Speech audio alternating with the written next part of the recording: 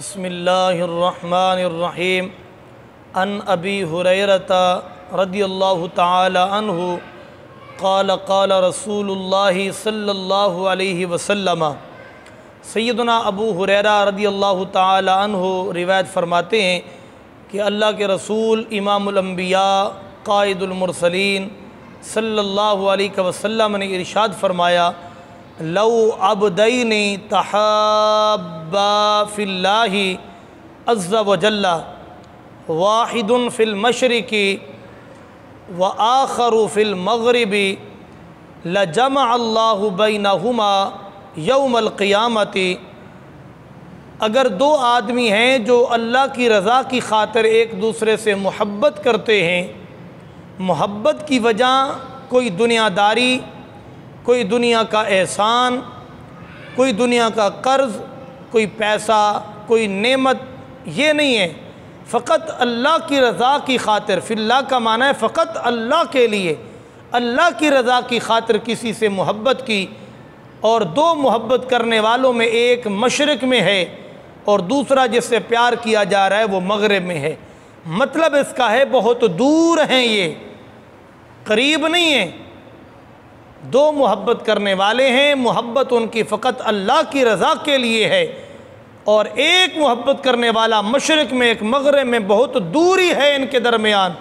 فرماتے ہیں کل قیامت کا دن ہوگا، اللہ رب العالمین جل جلالہ ان دونوں محبت کرنے والوں کو جمع فرمائے گا، اور جمع کرنے کے بعد یقول و فرمائے گا، ھذا الذی کنت تحبہ فیہ، یہ وہ ہے کہ جس کے ساتھ دنیا میں رہ کر تو فقط میں اللہ کی رضا کی خاطر محبت کیا کرتا تھا۔ اب اس دور کے جتنے بھی وہ مرزا ہیں وہ اس بات سے عبرت لیں حدیث پاک سے کہ آقا کریم صلی اللہ علیہ وسلم نے دو محبت کرنے والے جن کی محبت کی غرض فقط اللہ کی رضا ہو، ان کی محبت کا یہ عالم ہے۔ اب بتائیں، ایک محبت کرنے والا دوسرے سے پیار کر رہا ہے، اس میں کوئی تفصیل نہیں ہے کہ وہ اللہ کا ولی ہے، بلکہ اگر یہ ایک عام انسان مسلمان ہے اور دوسرے بھی کسی عام مسلمان سے محبت کر رہا ہے فقط اللہ کی رضا کی خاطر کہ فلاں اللہ کا نیک بندہ ہے، اس کی کسی ادا کو دیکھ کر، اہل ایمان دیکھ کر اس سے محبت وہ کرتا ہے۔ فرمایا دنیا کے اندر ان کے درمیان بہت مسافتیں ہیں، بہت دوریاں ہیں، لیکن رب العالمین اپنی رضا کی خاطر محبت کرنے والوں کو اتنا پسند فرماتا ہے، کل قیامت کے دن یہ دوری نہیں رہنے دے گا، کریم رب ان کو قریب بھی فرما دے گا اور بتا بھی دے گا کہ یہ وہ ہے جس سے تو دنیا میں میری رضا کی خاطر محبت کیا کرتا تھا۔ اب اس سے آپ یہ مطلب لیں کہ اگر ایک عام مسلمان سے پیار کرتا ہے تو اللہ کی خاطر محبت کرنے والوں کا یہ مقام ہوگا قیامت کے دن۔ مجھے بتائیں کہ اگر ایک عام مسلمان اپنے سے زیادہ نیکوکار، پرہیزگار، متقی، دیندار بندے سے اللہ کا پیارا، اللہ کا ولی، اللہ کا دوست اسے بندہ سمجھ کے اس سے پیار کرتا ہے، تو بتائیں کتنی بڑی اہمیت کا یہ حکم ہے کہ یہاں تو وہ دنیا کے لوگ آپ کو مرزا جہلمی جیسے ملیں گے جو کہیں گے اللہ کے ولی کوئی ولی نہیں ہے، کوشش کریں گے، عیبوں کو ڈھونڈتی ہے عیب جو کی نظر۔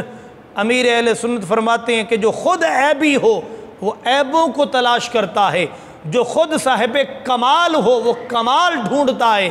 وہی بات ہے کہ خود جو بدکار ہیں، خود جو سیاکار ہیں،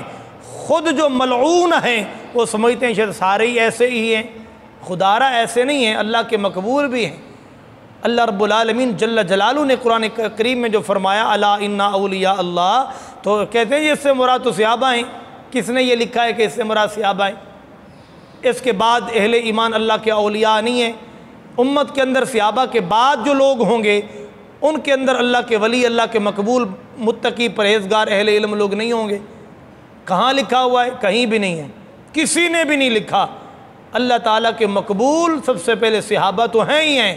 نبی کی آل بیت اطہار تو ہیں، لیکن اس کے بعد قیامت تک کے لیے ہمیشہ اللہ کے مقبول، متقی، پرہیزگار، اہل ایمان رہیں گے۔ وگرنہ آپ قرآن پاک کی بے شمار آیات جس میں اللہ تعالیٰ اہل ایمان کو تقوی، اپنی بارگاہ کا ڈر، پرہیزگار ہونے کا درس دے رہا ہے، حکم دے رہا ہے، تو اگر کوئی ہے ہی نہیں متقی پرہیزگار تو اللہ کن کو حکم دے رہا ہے؟